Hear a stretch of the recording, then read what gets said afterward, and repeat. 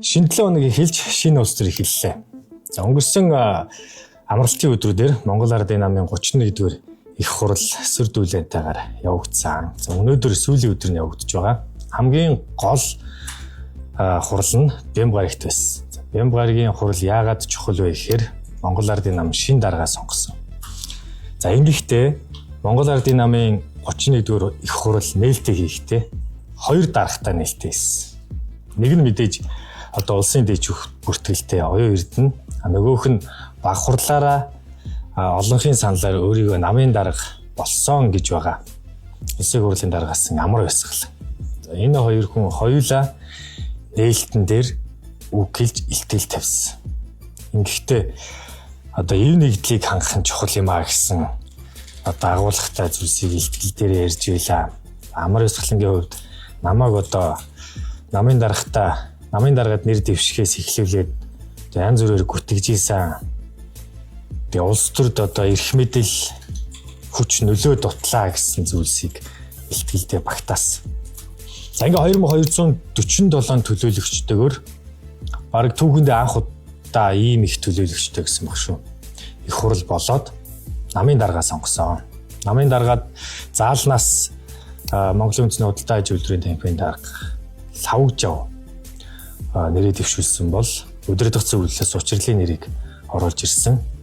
За ингээ энэ хоёрын хооронд өрсөлдөөн явагдсан. Хоёулаа мэдээж одоо зааланд цугларсан 21 аймгийн төлөөлөгчдийн асуултанд хариулж өөрсдийнхөө мөрийн хөтөлбөрийг танилцуулсан. Учрал И4 гэсэн мөрийн хөтөлбөр танилцуулсан бол Лавгжавын мөрийн хөтөлбөр энгийн бөгөөд тийм бэлтгэл сайтай биш. Энгийн илтгэл байсан. Ингэхдээ хүмүүсийн алга ташлтыг бас нэлээд аваад амжсан. Нам доторх намыг одоо цэвэрлээ гэх мэтчлэн янз янзын зүйлсийг илтгэл дээр дурдж ирсэн. За тэгээ одоогийн ерөнхийлөгч Хөрөсөхийг мөн яжлаад амжсан. Хөрөсөх одоо ял авч ирсэн, шүүхээс ял авч ирсэн хүн гэх мэтчлэн өөрийнхөө илтгэл дээр дурдсан баг. За ингээд санал хураалт явагдлаа. Санал хураалт явагдаад 94.54% саналаар учрал Монгол Ардын намын шинэ дарга болсон. Ерөнхийдөө энэ үүрэг өргөгдчихсэн байсан. Учрал намын дарга болох нь тодорхой аль одоо хэд хоногийн өмнө тодорхой болцсон. Ингээд зурагдсан зураг байсан. Тэгээд Лавгжав ч гэсэн үүндээ өөрөө мэдчихсэн түүний одоо хэлсэн үг нь зөв одоо учрлыг нэг нь намын даргаа сонгочлоо гэж одоо олон нийтэд харагдуулаад явах. Би одоо ингээд ховчлох гад орж ийнө гэсэн ийм үгийг хэлсэн баг. За тэгээд учрал намын даргаар сонгогдлоо. Өнөөдөр хоёр Монгол Ардын нам дөрвөндөө шинжилт оруулаад за зарим нэг заалтуудыг хасаад зарим нэг заалтуудаа өөрчлөлт оруулаад тэгээд 44 шинэ ийм заалт нэмсэн дөрвөндөө. Гэхдээ эндээ нөгөө нэг одоо эргэлзүүлээд байгаа намын дарга ерөнхий сайд байх ёстой гэдэг ийм дүрмээ хэвээр нь үлдээсэн. Энийг би дахиад тайлбарлаж. Энэ дүрм нь заавал намын дарга ерөнхий сайд байх ёстой гэсэн ингэж хатуу заасан дүрм биш. Тухайн одоо намын дарга нь намаа удирдах ороод сонгуульд олонх болсон тохиолдолд ерөнхий сайд нэр дэвшүүлнэ гэсэн ийм л заалттай. Дэвшүүлэхгүй байсан ч болно, намын дарга заавал ерөнхий сайд хийхгүй байсан ч болно. Ийм өндө хоёр утгатай ийм дүрм баг. Яг энүүгээр зурсан зураг явагдсан. Учрал намын даргын ажлаа одоо намын дарга болохоос өмнө юу гэж хэлсэн бэ гэхээр одоогийн ерөнхий сайд зандан шитрийн засгийн газрыг доктортой ажилуулнаа гэсэн үгийг хэлсэн. Ингэснээрээ би ерөнхий сайд болохгүй гэж одоо хэлж байгаатай ижилхэн ийм мэдээлэл хийсэн. За ингээд зандан шитрийн цаашаага ерөнхий сайдээ гэдээ явах юм байна. Одоо тэгвэл учрал нь яах юм бэ те? Намын дарга болчлоо шүү дээ. Намын дарга, шалдан намын дарга мэдээж хүчгүй байна. Тэгэхээр ямар нэгэн одоо албан тушаал дээр очих ёстой. Шийдвэр гаргадаг албан тушаал дээр очих ёстой. Одоогийн байдлаар Монгол Ардын нам эрх баригч намд ганц одоо сул оронтой байгаа нь улсын хурлын дарга гэсэн оронтой байна. Тэгээ мэдээж ийшээгээ учрлыг зөвтгүүлэх нь тодорхой. Яг ингэж яригдаа явж исэн чинь өнөөдөр ардчилсан намын бүлэг хуралдсан. Яг хуралдахдаа 2-3 асуудал дээр хэлсэн. Эндээс хамгийн онцлог нь мэдээж юу байсан бэ гэхээр намын дарга улсын хурлын дарга байж болохгүй гэсэн ийм хуулийн төслийг өргөн барихаар болсон. Ингээ бүлэг дээрээ нэгдээд өргөн барихаар болсон. А хэрвээ намын дарга одоо улсын хурлын дарга болох юм бол намаасаа татгалцдаг байх хэрэгтэй гэсэн ийм одоо шаардлагыг тавьчих. Тэгээ энэ бол мэдээж одоо нөгөө цаашаага Монгол Ардын намын улс төрд ардчилсан намын хийж байгаа нөгөө талаас хийж байгаа нэг улс төр. Энийний цаана олон нюанс харагдаж байгаа. Тэгээ би одоо өөрийнхөө бичсэн нийтлэлд энэ нюансуудыг багтаасан байгаа. Та бүхэн уншихыг хүсвэл график менюроор уншаарай. За ямар тач ингээд ардчилсан намын ийм хуулийн төсөл санаачлахаар боллоо. Энэ гэхдээ цаашаа явж магадгүй явахгүй ч юм уу. Улсын хурл дээр очиод байнгын ормоор хэлцээд ингээд цаашаа явах юм уу яах юм мэдэхгүй. Ямар ч юм хуулийн төсөл санаачлахаар боллоо. Тэгэхээр яг энэ хуулийн төсөл санаачлах юм бол учрал намын дарга болохгүй байна. Хэрвээ болох юм бол намаасаа татгалцсан. Тэгээ энэ дээр бас нэг хідэн ийм одоо зүйл гарч ирж байгаа. За дэд даргууд нь яах юм бэ гэж.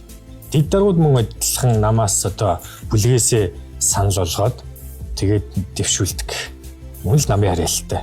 Мөн одоо улсын хурлын дарга байхгүй тохиолдолд тэр хүнийг орлож улсын хурлыг удирддаг. Алах тэр хүнд шилждэг. Тэр дэд даргууд нь яах юм? Тэгээд ер нь энэ одоо гадны улсуудын жишгийг яриад хэлээ ардчилсан намынхан хэд хэдэн улсууд байдаг. Одоо намаасаа татгалцдаг тийм ээ. Манай Монголд болохоор яг одоо ийм кейс байхгүй байгаа шүү дээ. Одоо ерөнхийлөгч нь сонгогдоод намаасаа татгалцдаг. Гэвч одоогийн байдлаар энэ улс төр яаж байгаа вэ те ерөнхийлөгчийн оролцоо хэр байгаа вэ? Яг ингээд шууд ил гарч ирээд оролцохгүй байгаа ч гэсэн цаагаараа яг энэ өнөөдрийн Монголын улс төрийг ерөнхийлөгч үрж гинэ гэж олон улс төрийн экспертүүд ярьж байгаа. Яг энэ шиг л одоо нэр төдийл зүйл болно. Улс намаасаа татгалзлаа гэхэд тэр хүн тэр бүрийн эрхэн дуусаад дараа намдаа орно. Тийм учраас тэр намаасаа татгалцсан байсан ч гэсэн тэр бүрийн эрхийнхээ хугацаанд намынхаа төлөө л ажиллана. Тийм иймэрхүү одоо асуудлууд гарч ирж байгаа. Ямар тач ингээд ийм хуулийн төсөл барьж орж ирээд ардчилсан нам эсрэг хүчний улс төрөө хийж байна. За ингээд шинэ намын дарга одоо намын ерөнхий нарийн бичгийн дарга хэн байх юм?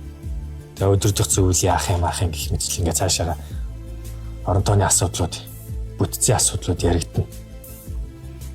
Хэрвээ учрал улсын хурлын дарга болоод болох юм бол мэдээж нэгдүгээрт засгаасаа гарах хэрэгтэй.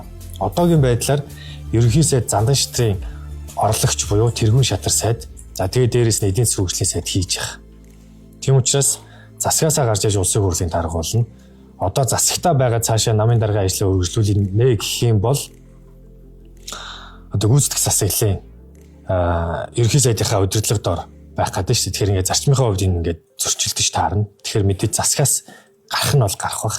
Тэгээ улсын хурлын дарга болж гарах уу, яаж гарах уу гэдэг нь сонирхолтой байна. Ер нь бол улсын хурлын дарга болж гарна гэдэг нь одоо илүү өндөр магадaltaй баг. За ингээд энэ 7 хоногт энэ улс төр цаашаа үргэлжлэх нэ. Тэгвэл энэ хооронд ерөнхий сайд зандан шатар Москва руу Ишхабын одоо засгийн газрын тэргүүнүүдийн уулзалт оролцохоор явлаа. Дэлгэр сайхан гав ийг дандны юм одоо жавхлан тэргүүтэй засгийн газрын гишүүдээ аваад явлаа. За энэ Ишхабын уулзалтаар юу яригдах вэ гэхээр эдийн засгийн хамтын ажиллагааг бэхжүүлэх ийм асуудлууд яригдана. Тэгээ нөө эрчим хүч юу гэдэг нь те ийм асуудлууд яригдана. Тэгээ эндээс одоо нөгөө Ишхабын тэргүүнүүд чинь одоо энэ засгийн газрын тэргүүнүүд уулзахаараа тодорхой ажлууд яригддаг. Тэгээ ийм ажлууд мэдээж яригдах бах. Энэ нь ерөөсөө 1 хоногийн хугацаатай томилдог байгаа. Тэгэхээр 3 дахь удаа засгийн газрын хуралдаанаар энэ дээр очиод хэрвээ уулзалт одоо тусдаа уулзалт хийвэл тэр зүйлсүүд нь гарч ирэх баха гэж. Ингээ энэ 7 хоногийн улс төр иймэрхүү байдалтай эхэлж байна. Бүхэл бүтэн 7 хоног бидний цаашаа улс төр хүлээж байна. Анхаарал хандуулсанд баярлалаа.